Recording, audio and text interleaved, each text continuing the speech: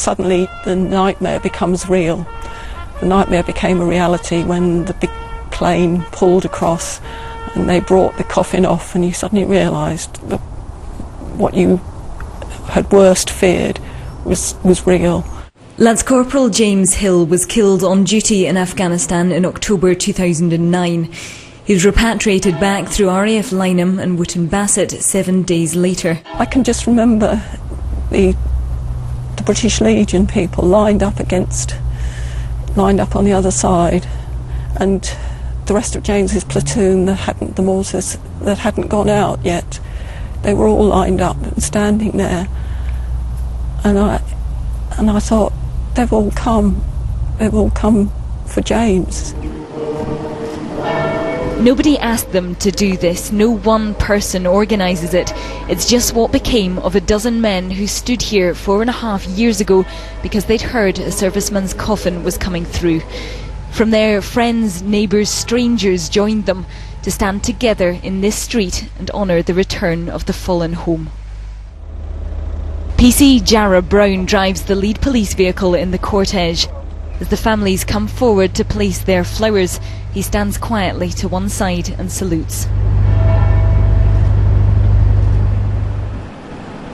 If what we have done over the last 4.5 years or so has given families some small comfort that we care, then in that case I'd be immensely proud for being involved in something that's enhanced the dignity, the honour and the respect of the fallen.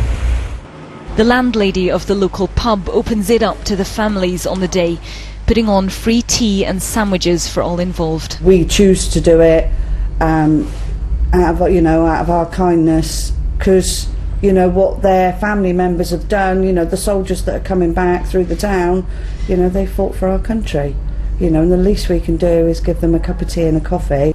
James was our world, and they wouldn't have known that, and yet they were prepared to just come out and show that they cared, and I can't thank them enough for that, because this unique, special gesture is something I don't think anybody else anywhere gives, and I want them to know what it means to the families, to the friends, to have somewhere to go and to stand and say, welcome home.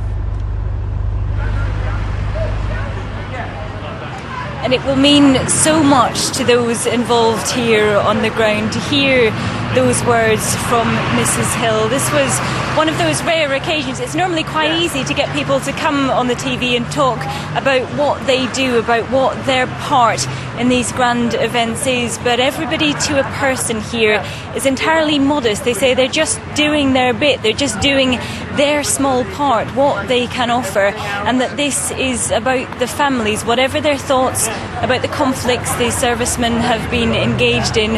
When they are driven back through these streets, they come home a son, a husband, a brother, and the people of this town turn out to stand with their family to let them know that they are not alone, that this young man or woman's sacrifice is not forgotten, and that they will simply stand here quietly with the families. There have been a lot of labels attached to this town over the years. It's been called the highway for heroes, the town that weeps, and I think they were never really comfortable with that here. They felt what they were doing was a silent, spontaneous gesture, just to stand there, to give dignity, to give respect to the fallen.